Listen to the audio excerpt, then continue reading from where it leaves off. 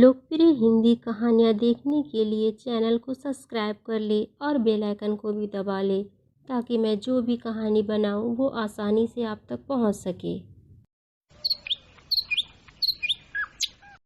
चंपकनगर गांव की रहने वाली सरिता और उसका पति सरजू दोनों अकेले ही गांव में रहा करते थे क्योंकि उनका कोई औलाद नहीं था। सरजू इतनी उम्र का हो गया था लेकिन भी उसी को घर चलाना पड़ता था क्योंकि उसके अलावा और कोई था नहीं जो घर का खर्च उठा सके। इस उम्र में भी बेचारा जो काम मिलता वह कर लेता और उससे थोड़े बहुत पैसे मिलते उसी से अपना गुजारा किया करता था। आप इस उम्र में भी कितना काम करिएगा, मुझे बहुत खराब लगता है क्यों ऊपर वाले ने हमारे साथ ऐसा किया है।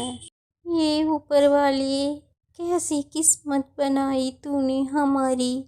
अगर एक औलाद भी हो जाती तो आज ये दिन ना देखना पड़ता। कम से कम वो हमें 2 वक्त की रोटियां तो खिलाता। तुम्हें इस उम्र में दर दर भटकने की और कमाने की ज़रूरत तो ना पड़ती। लेकिन सरजू सरिता को समझाता है और कहता है कि ऊपर वाले ने हमें औलाद नहीं दी तो क्या हुआ, वही तो हमारा गुजारा करता है ना, हमें 2 वक्त की रोटियां तो देता है, तुम चिंता क्यों करती हो। इतना कहकर सरजू काम के लिए बाहर निकल जाता है। सरजू सुबह सवेरे ही अपने गांव में निकल पड़ता और गांव के लोग उसे जो भी काम देते वह कर लेता। वह थोड़े पैसे जो भी मिलते वह उन पैसों को लेकर जो ज़रूरत के सामान होते उसे खरीदता और अब बचे खुचे पैसे अपने पत्नी को दे दिया करता।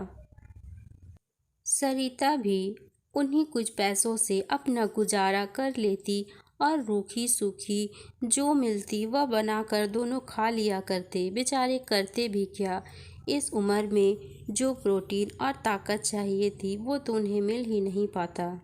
पता नहीं कब तक ऐसा चलेगा, हमें ऐसे ही खाकर गुजर बसर करना होगा, कब तक जिंदगी बची है हमारी। सरजू रोज ही सवेरे घर से निकलता और जो काम मिलते कर लिया करता था। वक्त बीतता जाता है। एक दिन सरजू को कुछ भी काम नहीं मिलता और आते वक्त रास्ते में उसे एक थाली पड़ी हुई मिलती है, लेकिन वहाँ आसपास कोई नहीं था। एक घर था वो भी बंद था। वह उस थाली को लेकर अपनी पत्नी के पास चला आता है। अरे, इतनी चमकदार थाली आपको कहाँ से मिल गई? ये तो बिल्कुल नई है और बहुत खूबसूरत भी, काफ़ी महंगी लगती है। अगर आप इसे बेच देते हैं तो हमें कुछ पैसे मिल जाएंगे। सरजू उस थाली को सरिता से अच्छे से रखने के लिए कह देता है कि सुबह होते हुए उसे बेच दूंगा ताकि कुछ पैसे मिल जाए। सरिता और सरजू दोनों साथ मिलकर खाना खाते हैं और उस थाली के बारे में बात करते हैं कि सुबह होते ही वे उस थाली को जाकर बेच देंगे और उससे जो पैसे मिलेगी उससे घर का सामान ले आएंगे। थोड़ी ही देर में दोनों सोने चले जाते हैं।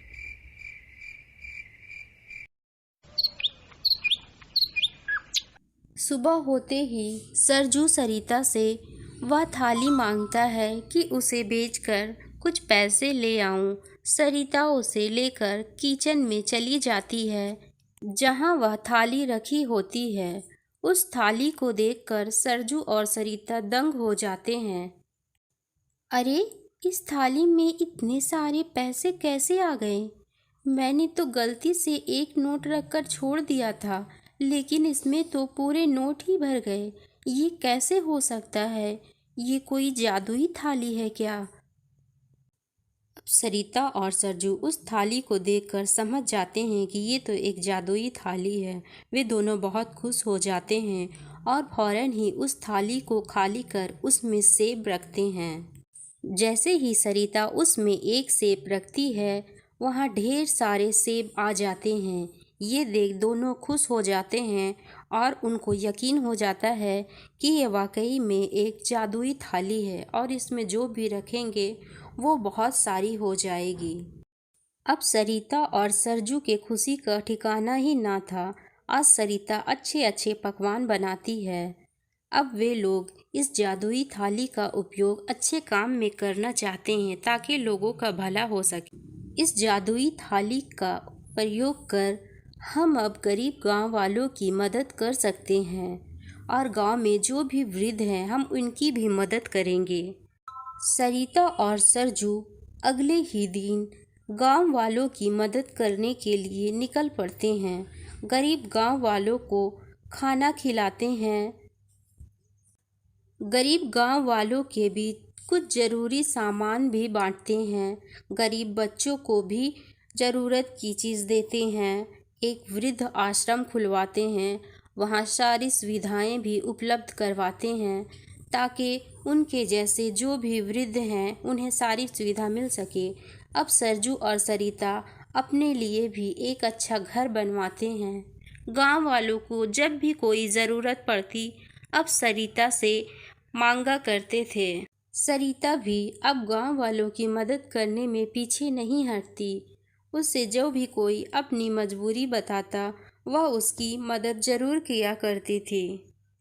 सरजू और सरिता की उस जादुई थाली ने मानो किस्मत ही पलट कर रख दी। अब वे दोनों हंसी खुशी से रहते। गांव के लोग जो भी ज़रूरतमंद होते वे उनकी मदद करते। जब भी कोई उनसे मदद मांगने आता वे कभी इनकार नहीं करते। जितना हो सके सबकी मदद किया करते थे।